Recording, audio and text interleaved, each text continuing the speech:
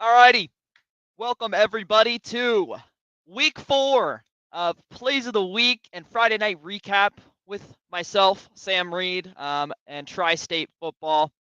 It was a pretty crazy week. We had a few crazy games this week, and again, I think we're just going to be jumping right into the plays like we kind of did last week. So, without further ado, let's go on ahead, get this scene switched over to my screen where I can show you the plays we are working with this week. And we had a lot of good games. I'm kind of just going to run through all of the games that I was able to watch, and yeah, we'll take it from there. And then again at the end, I'll go over any scores that I wasn't able to get footage from, let you guys know what happened in those, and yeah. But let's go on ahead and get started. We are starting off with the Ryle game. They were playing Highlands tonight. Highlands gonna strike first here with a 42-yard bubble screen to Adam Surrey to the house there. Ryle gonna get a Oski. Gonna take this back, set Ryle up nice in Highlands territory here to get them going. They would go on and score here. A nice little fade ball touchdown right side of the field there. So that'll tie it up. And then we're going to have Jacob Savage with his first touchdown of the night. And whoops, looks like this got... oh no, okay, this is right. Yeah, so anyways, Jacob Savage going to get his first touchdown of the night, but we are going to have an honorable mention here with a great grab to put Highlands on the goal line. This was, I believe, Jackson Arnold. 35 yards to put them within the 5-yard line. They would score off of it. I believe that is right here.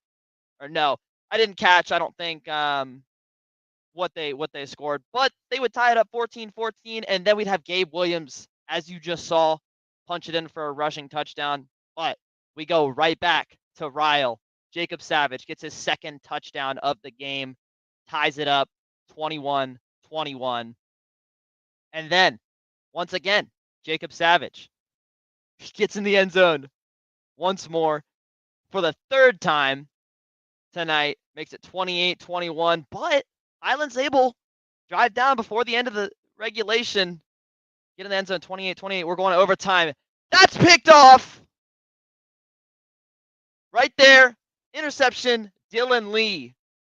And then it was always Jacob Savage going to get his fourth touchdown of the game to walk it off, diving into the end zone.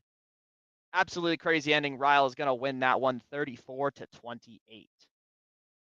Now we're moving on to the Cooper game. Cam O'Hara going to get us started off with a 61-yard touchdown pass here across the middle of the field.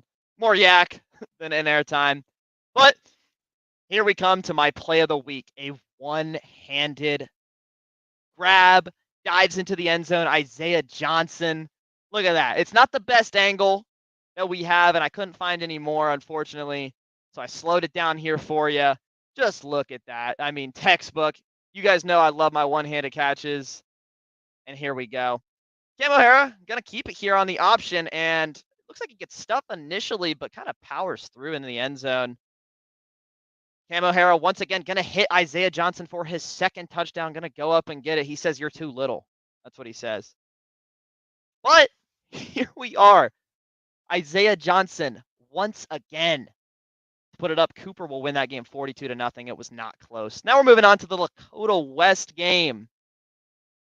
Braden Johnson gets in the end zone for his first touchdown of the game. Fairfield actually answers here with a nice little grab by Tyan Spiller.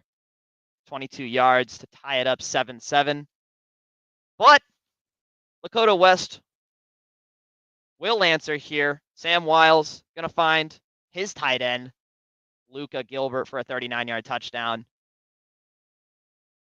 to go up 14-7. And we have an honorable mention here. Now, this was actually called back, but this is a pretty nice return for a touchdown, which would have put Lakota West up 21-7 here.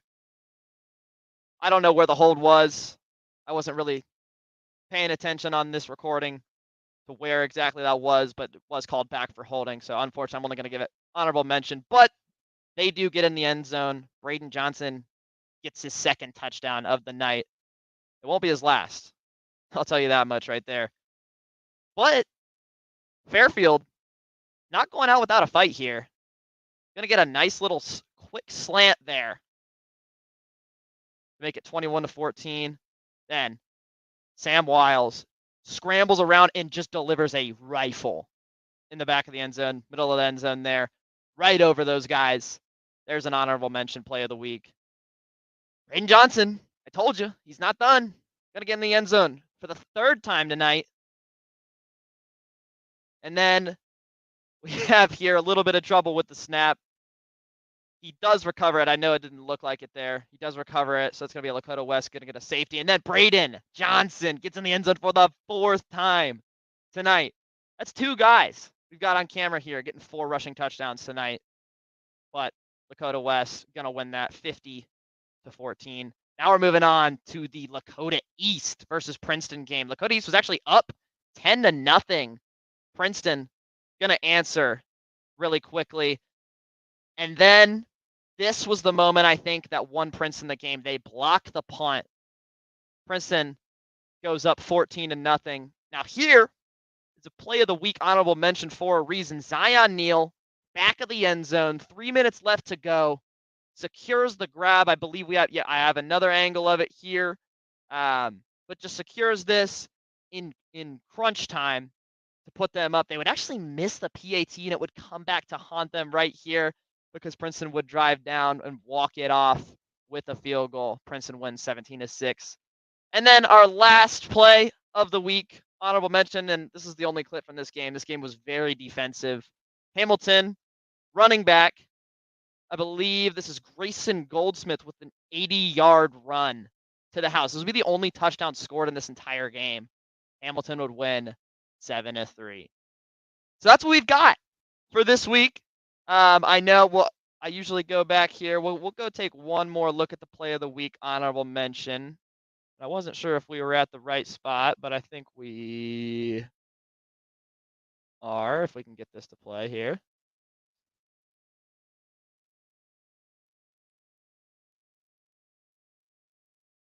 All right, here we go. Again, this is Isaiah Johnson with the one-handed grab here. Or sorry, this is the wrong play.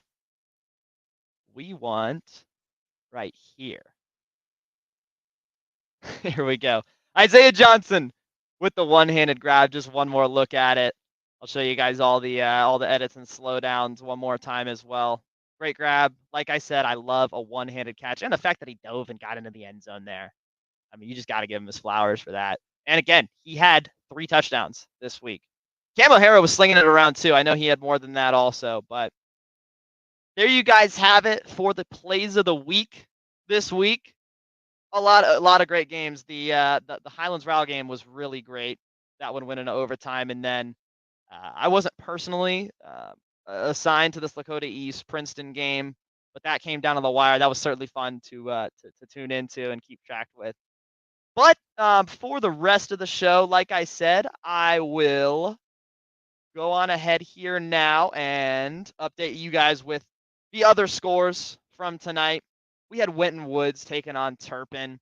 This one I wasn't able to get a lot of information about, to be completely honest, but I do know Winton Woods held Turpin to no points this week. They won 31-0. That Winton Woods defense is something. It's a force to be reckoned with, to be completely honest. They have been in just holding teams to little to no points every week so far of this year, and they did that to Turpin tonight. Then we had Kings taking on West Claremont. They would win 28-10.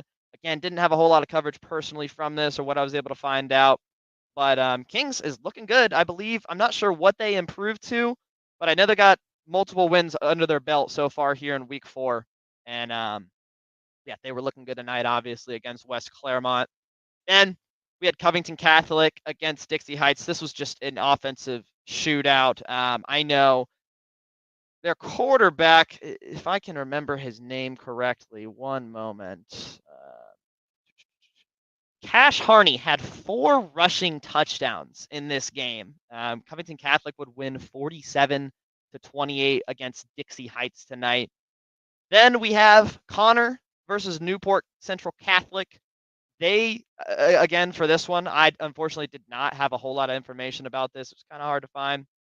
But Connor would come out on top 35-14,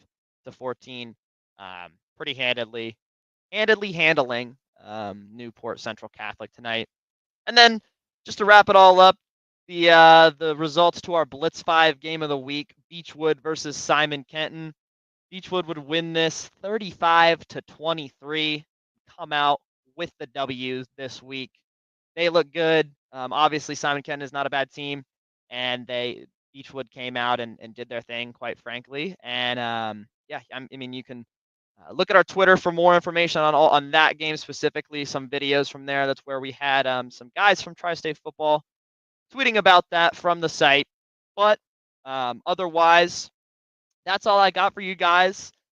Thank you for watching if you're in the live stream right now, and then if you're watching this on YouTube or Facebook tomorrow, thank you for watching as well. I have been Sam Reed with Tri-State Football. This has been the plays of the week and the Friday night recap, of course. Once again, thank you guys, and have a great night and a great rest of your weekend. Peace out.